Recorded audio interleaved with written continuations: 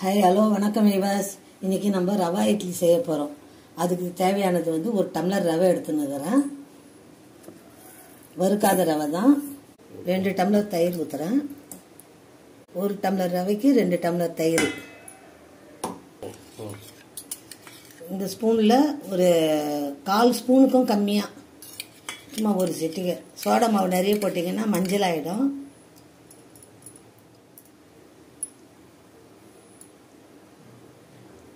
அதுக்கு தேவையான உப்பு போட்டுட்டு இந்த 4 பொருள் தாங்க மாவு. இப்போ மாவு கலக்க போகிறோம். இந்த சோடா மாவு வந்து நல்லா இதுவாகிற அளவுக்கு அடிச்சுக்கோங்க. நல்லா பீட் பண்ணாமல் கலக்கிங்க. கலக்கி இதை ஊற வச்சுடுங்க. 1 ஹவருக்கு மேலே ஊறணும். இது நீங்கள் அதை ஏற்கனவே இதுக்கு தேவையான சைடு செஞ்சுக்கலாம். இது நல்லா ஒரு 1 ஹவர் ஊறட்டங்க. இப்போ ரவா இட்லிக்கு வந்து நம்ம ஊற வச்சுருக்கிறோம். அது ஊறத்துக்காட்டியுமே நம்ம அதுக்கு தொட்டுக்க செஞ்சிடலாம். தொட்டுக்கிறதுக்கு வந்து நம்ம ஊர்லலாம் வந்து சாம்பார் சட்னி இது மாதிரி தான் ஹோட்டலில் வைப்பாங்க. ஆனால் பெங்களூரில் வந்து என் தம்பி வீட்டில் வந்து ரவா இட்லிக்கு வந்து க்ரீன் கலரில் குருமா வச்சாங்க. என் தம்பி ஒய்ஃபு. இப்போ அவங்க வச்சது எப்படின்னு கேட்டுன்னு வந்து அதே மாதிரி நான் செய்கிறேன். பொதுவாகவே ரவா இட்லிக்கு வந்து கர்நாடகாவில் ஹோட்டலில் கூட இப்படி தான் செய்வாங்களாம். அவங்க சொன்னதை வச்சு நான் செய்கிறேன். உங்களுக்கு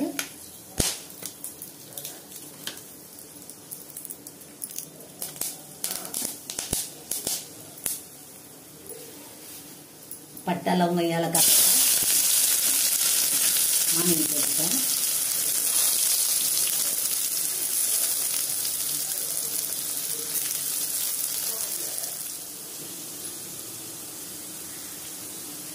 இஞ்சி பூண்டு பேஸ்ட்டு,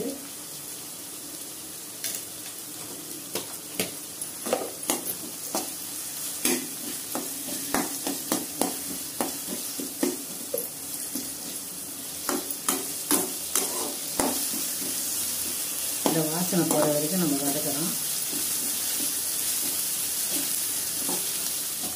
வாசனை போயிடுச்சு. இப்போ வந்து நம்ம உருளைக்கிழங்கு,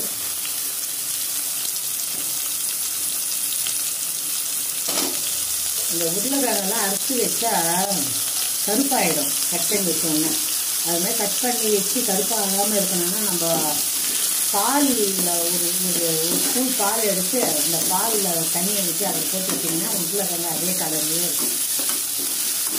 நான் அந்த பால் காய்ச்சின நேரத்தில் தான் போட்டு கட் பண்ணி போட்டேன். உருளைக்கிழங்கு போட்டோம். கேரட்டு, பீன்ஸு, பட்டாணி,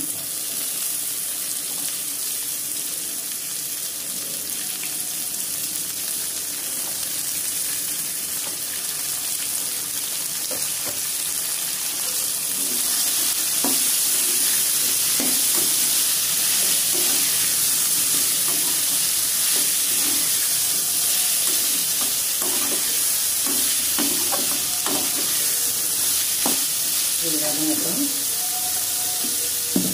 இதுக்கு வந்து நம்ம மிளகாத்தூளெல்லாம் போட போகிறது கிடையாது. அதனால் எக்ஸ்ட்ரா கரம் மசாலா எதுவுமே கிடையாது. மிளகாத்தூள், கரம் மசாலா எதுவும் கிடையாது. இது பாருங்க, காரத்துக்கு வந்து பச்சை மிளகா ஒரு 7 மிளகா போட்டிருக்கிறேன். எங்களுக்கு வந்து கொஞ்சம் காரமாக இருந்தால் பிடிக்கும். அதனால் நான் 7 மிளகா போட்டிருக்கிறேன். ஒரு பிடி கொத்தமல்லி,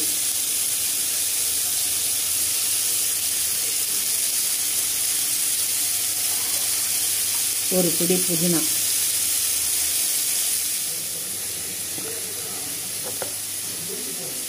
கொஞ்சோண்டு தண்ணி ஊற்றிக்கிறேன். வதங்கிச்சு. இதுக்கு தேவையான உப்பு போடுறோம். தக்காளி போடுறோம்.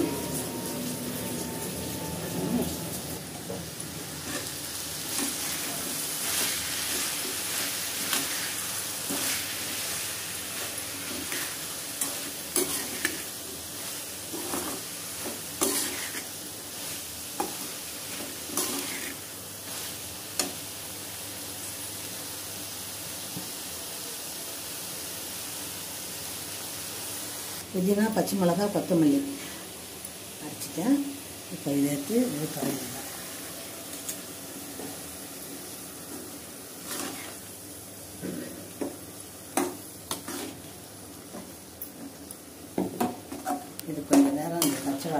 அளவுக்கு வதக்குவோம்.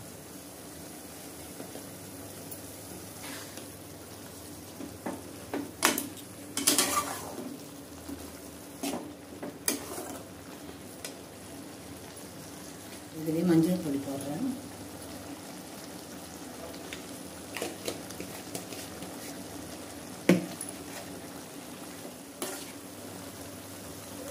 இப்போ தேவையான தண்ணி ஊற்றிடுறேன். இது வேகட்டும்.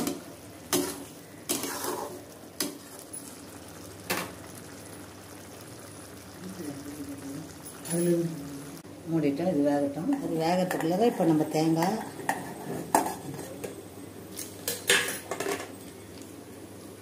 இது பாருங்க, ஒரு 7 முந்திரி போடுறேன். முழு முந்திரி. இதுங்க 1 ஸ்பூன் அளவுக்கு கொஞ்சமாக பொட்டுக்கடலை போடுறேன். கசகசா போட்டுக்கோங்க. உங்ககிட்ட கசகசா இருந்தால் கசகசா போட்டுக்கோங்க. நான் கசகசாக்கு பதில் தான் கொஞ்சோண்டு பொட்டுக்கடலை போட்டுருக்குறேன்.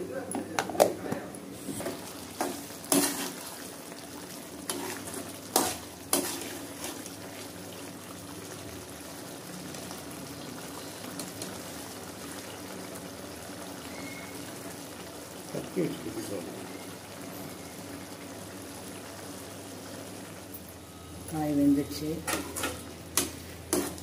இப்போ நம்ம அரைச்சி வச்சிருந்த பொட்டுக்கடலை, தேங்காய், முந்திரி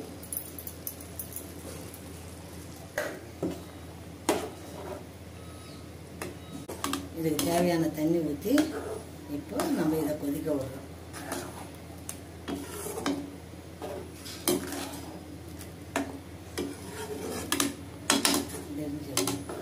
நல்லா கொதிக்குது. இப்போ நம்ம வந்து பிரியாணி இலை போடுறோம்.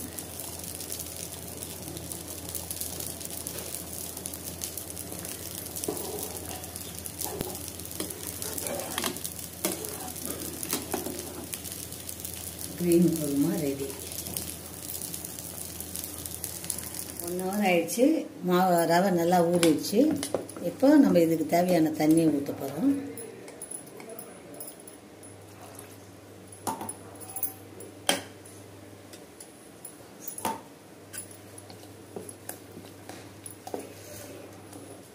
பாருங்க, இட்லி ஊற்றுற பதத்துக்கு வச்சிருக்கிறேன்.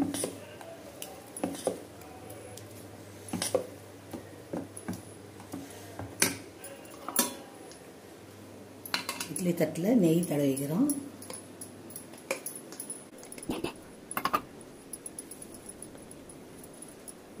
கொஞ்சோண்டு கொத்தமல்லி போடுறோம்.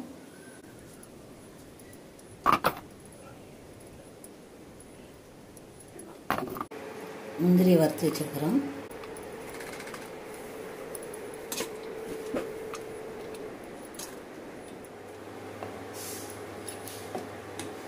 கம்மியாக தான் மாவு ஊற்றுறேன். ஏன்னா நம்ம இதில் சோடா மாவு போட்டிருக்கிறோம். இட்லி வந்து கொஞ்சம் பெருசாகவே வரும்.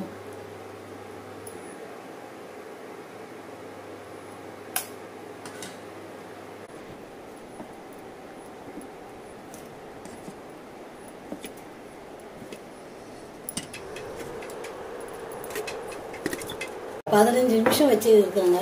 டைம் செட் பண்ணிடுறேன். இட்லி வெந்துடுச்சு.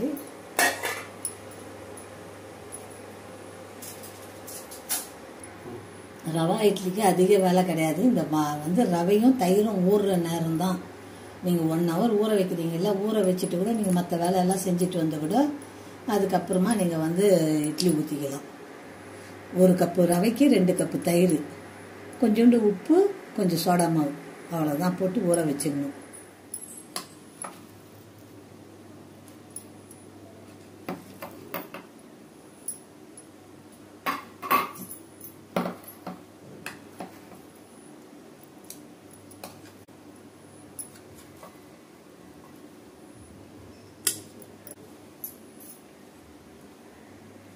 நல்ல சாஃப்டான சுவையான rava idli ready. Green kurma ready. இது ரவா இட்லி வந்து நம்ம வந்து பெங்களூர் கர்நாடகா சைடில் தான் ஃபேமஸ்ஸு.